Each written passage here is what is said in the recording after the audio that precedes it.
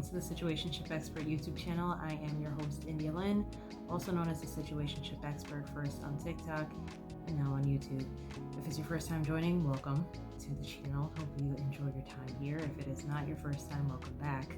Today's topic is on something that's for everyone. I know I have my favorites. Yes, singles happen to be my favorites because I want to encourage you to date, not deter you from dating. But in order to do that, I have to give you guys some advice that's not just red flag advice, but green flag advice. And I'm hoping this video has a balance of the two. But it's also for those who are already in an existing relationship, because I think that while there's a lot of things we understand in our subconscious or things that we learned growing up, that we can definitely be reminded on better ways to handle situations and identify things that are unhealthy regarding relationships. And this one is about jealousy.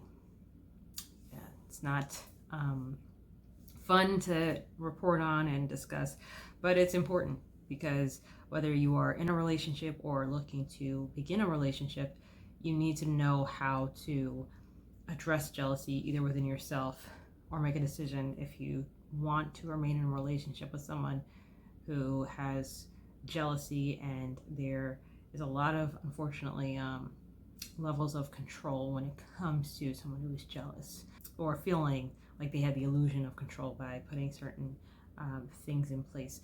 But let's just hop into what jealousy is essentially. So jealousy is when you compare yourself to someone else, and it's a toxic thing where you believe they have something going on that is better than you in some way, shape, or form. It's not just in a physical sense necessarily. Sometimes it's in many other ways. But the point is, you think that this person is exceeding you and they are your competition in some way, shape, or form. And what do I mean by not just in a physical form?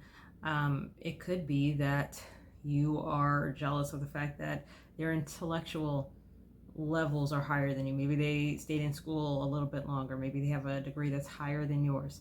Perhaps you're jealous of the paycheck or the salary that they have coming in. Perhaps you're jealous of the fact that they can do things that your partner is interested in that you cannot do, right? Whatever the case may be, when it comes to jealousy, it has no boundary line on where it stops. It can be the very subtle things. It can be very extreme things. And unfortunately, it does hurt the relationship for people who are just starting to get to know one another, as well as people who've been in a relationship for decades, right? But ultimately, it stems from a lack of trust in the relationship dynamic that you've built.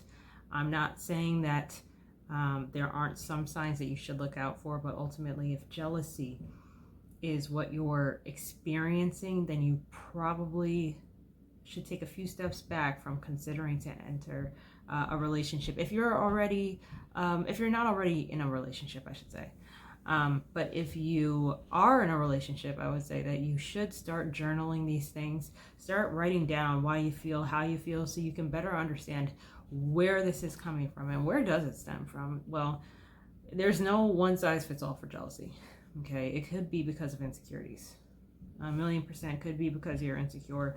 It's not that every beautiful woman that's out there is after your man. It's just you are comparing yourself constantly to those women. Or perhaps it's not the fact that your wife is the funniest person on the planet, but it's the fact that you don't like the fact that you see a lot of people who are men enjoying themselves around her, right? Whatever it is that's bothering you, start journaling, start saying why you feel the way you do. And I think when you write down your why, it will start connecting the dots to why you are experiencing what you're experiencing. So yes, insecurity can be one way in which you try and get to the root of where this is coming from. Number two, perhaps you have been cheated on in the past, and perhaps you did feel threatened. At least you felt your relationship was threatened by an individual, right? But I would say ultimately, if you are dealing with trust issues, again, if you are single, probably shouldn't enter into a relationship. If you're still unhealed or you don't feel like your heart is prepared for heartbreak or prepared to love and open up to someone else, then you probably shouldn't enter into the dating world. Why? Because no one wants to feel like they owe you the passcode to their phone just because you've been cheated on before, or that they owe you access to their DMs to prove that they're not cheating. And I hope I'm making sense.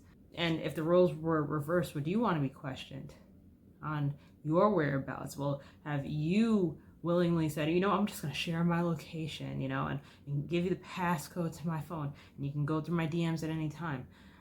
But I'm trying to say this: no matter what quote unquote safeguards and loose air quotes you try and put out there to prevent your partner from cheating on you, deciding to cheat on your partner has a lot less to do with access to their phone, has a lot more to do with where they're at regarding you and their relationship and the sanctity of it, if there's any, right? And everyone's on different levels regarding their relationships. Also, when it comes to jealousy, I would say not to fall into the trap of establishing your relationship based on jealousy if you are dating someone, because there are some people who use the tactic of bringing up someone who slipped into their DMs, or bringing up an ex, or talking about someone flirting with them with a potential partner as ways to try and lure them in. And at the end of the day, a person should choose you not because they're jealous, but they should choose you because